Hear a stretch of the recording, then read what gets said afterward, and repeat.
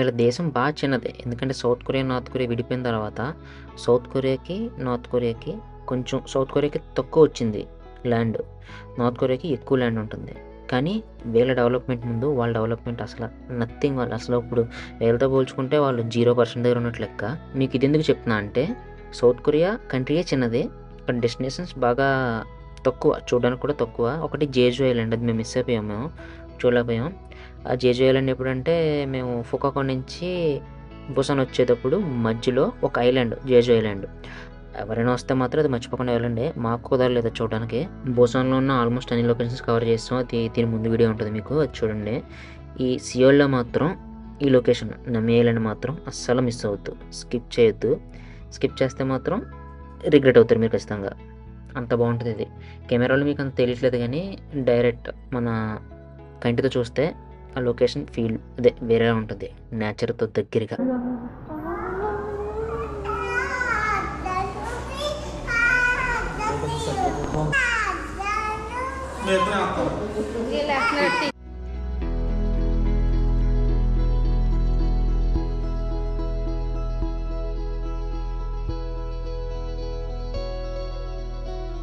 ఈ ఐలాండ్ ఏం లేదండి, పచ్చని వాతావరణం, చెట్లతో కూడిన ఒక మంచి వాతావరణంలో మధ్యలో ఒక ఐలాండ్. దాన్ని వీళ్ళు ఏం చేశారంటే మంచి మంచి చెట్లు అవి వేసి బాగా డెవలప్ చేశారు, టూరిజం అట్రాక్ట్ చేసేలాగా. మెయిన్ ఏంటంటే వర్షం పడుతుంది కాబట్టి ఇంకా అందంగా ఉంది. కంపేర్ చేయట్లేదు కానీ మన కాకినాడ హోప్ ఐలాండ్ ఉంది కదా, అక్కడ కూడా ఈ వాతావరణాన్ని రీక్రియేట్ చేయొచ్చు. రీక్రియేట్ అంటే ఈ కొండలు గడ్డ తెచ్చి మనం పెట్టలేం కానీ ఈ గ్రీనరీని మాత్రం అక్కడ ప్లాన్ చేయొచ్చు కదా మన వాళ్ళు. ప్లాన్ చేస్తే మాత్రం మంచి టూరిస్ట్ డెస్టినేషన్ పార్ట్ అవుతుంది.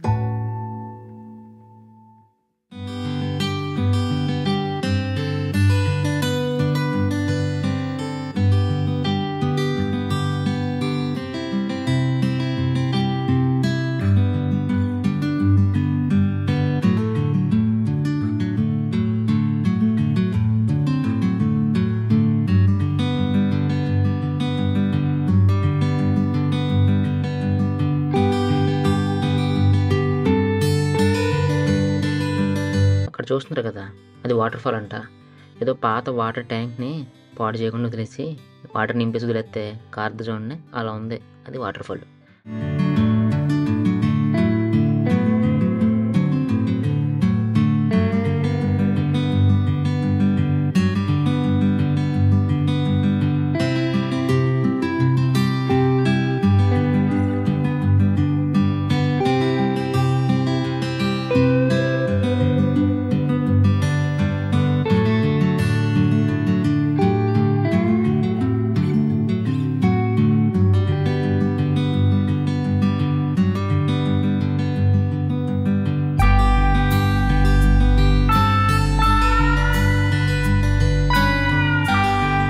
ఇప్పుడు ఎక్కడ ఉన్నా చెప్పలేదు కదా మీకు, గ్యాంగ్చాన్ రైల్ పార్క్ అంటే ఏంటంటే పాత రైల్వే ట్రాక్స్ ఉంటాయి కదా, అంటే ట్రైన్స్ తిరగని రైల్వే ట్రాక్స్, రూట్స్ ఉంటాయి, ట్రైన్స్ తిరగని రూట్స్, రైల్వే రూట్స్ ఉంటాయి కదా, ఆ రూట్స్ని తీసుకుని వాటిని పాడైపోయిన వాటిలో వదిలేయకుండా వీళ్ళు ఏం చేశారంటే దాన్ని ఒక పార్క్లో తయారు చేశారు. దాని పేరే రైల్ పార్క్.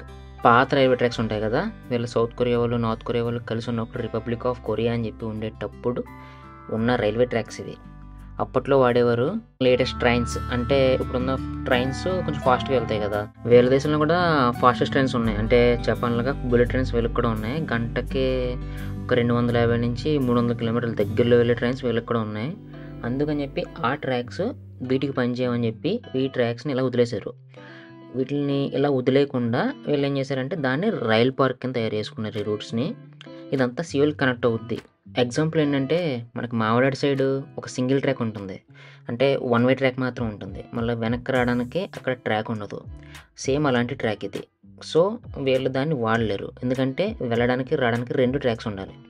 ఇక్కడ 2 ట్రాక్ కట్టే బదులు వేరే రూట్లో ట్రాక్ వేసుకుని ఈ ట్రాక్ని ఇలా వదిలేశారు. ఈ ట్రాక్ని ఏం చేశారంటే ఇంకా టూరిస్ట్ డెస్టినేషన్కి ఇచ్చారు. ఇది రైల్ పార్క్ అని చెప్పి దానికి ఒక పేరు పెట్టి రొమాన్స్ ట్రైన్ చెప్పి ఉంటుంది, నెక్స్ట్ వస్తుంది అది కూడాను. రొమాన్స్ ట్రైన్ అంటే 1970s 60s ఆ టైంలో ఉండే ట్రైన్ని ఇక్కడ ఇంకా వీళ్ళు తిప్పుతున్నారు. ఆ టైంలో ట్రైన్ కాకపోవచ్చు కానీ రీక్రియేట్ చేసి అలాగే ఉండేలాగా ఇప్పుడు రీక్రియేట్ చేసి ఆ ట్రైన్ తిప్పుతున్నారు ఇక్కడ.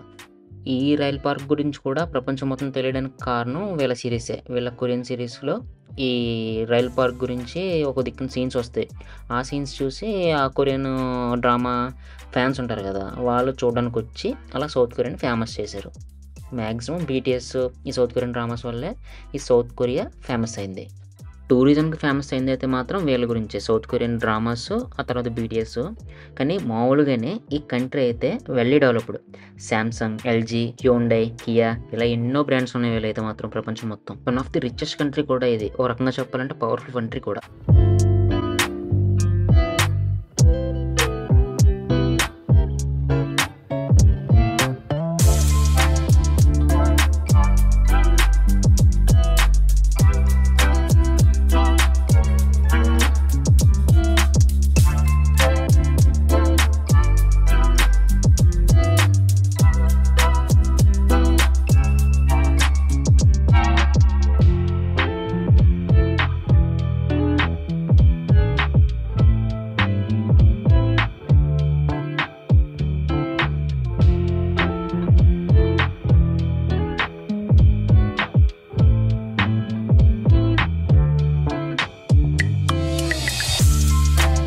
ఇందాక చెప్పా కదా మామిడాడ సింగిల్ ట్రాక్ అని చెప్పి, అక్కడికంటే మన అరకు సైడ్ కానీ మారేడుమిల్లి సైడ్ కానీ ఒక 10 కిలోమీటర్లు ఇలాంటిది ఏమన్నా అరేంజ్ చేశారనుకో టూరిస్ట్ అట్రాక్షన్, మోగిపోద్ది ఆ పేరు మొత్తం. మీరే చెప్పండి మన అరకు మారేడుమిల్లి లొకేషన్లో ఇలా ఉంటాయి కదా.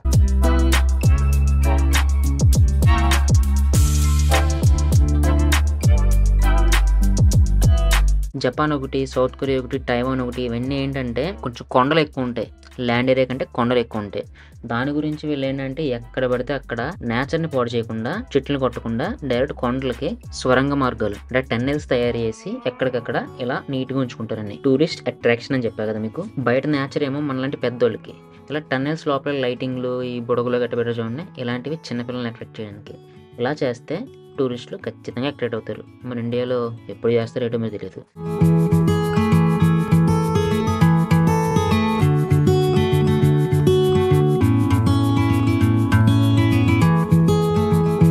మేము వేసుకెళ్తున్న రైల్ కార్స్ ఉన్నాయి కదా, అప్పుడు మేము వెళ్తున్నాం రైల్ కార్, ఇవే రైల్ కార్స్ మొత్తం అందరూ ఆ పక్కకు వెళ్ళిపోయిన తర్వాత ఆ రైల్ కార్స్ అన్ని తీసుకుని ఈ పక్కకు వెళ్తుంది మళ్ళీ ఇంజిన్.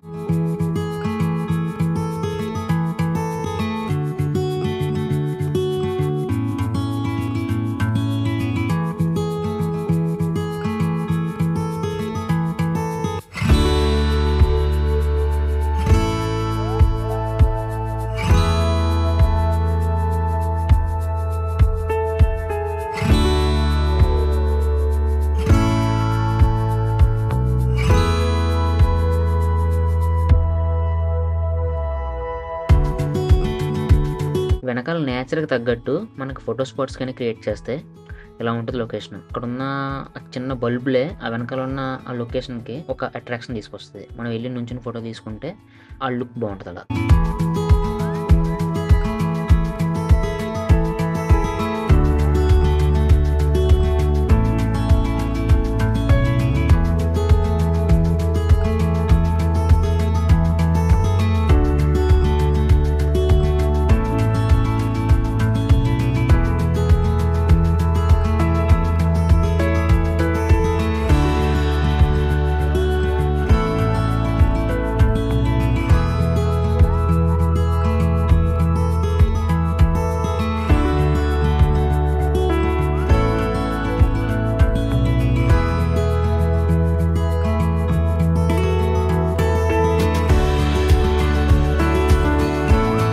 రొమాన్స్ ట్రైన్ అని చెప్పా కదా, 1970s ఆ టైందని చెప్పి. ఆ ట్రైన్ ఇది. ఉడికి ట్రైన్ ఎక్కించి వీళ్ళ 1970s 1980s ఆ పాటలు వేసి ఆ ఫీల్తో ఎక్కడి నుంచి తిరిగి వెనక్కి తీసుకెళ్తారు మమ్మల్ని. వీళ్ళ వాళ్ళకైతే ఆ పాటలు నాస్టాల్జిక్గా బాగుంటాయి, మనకి అర్థం కావు కదా.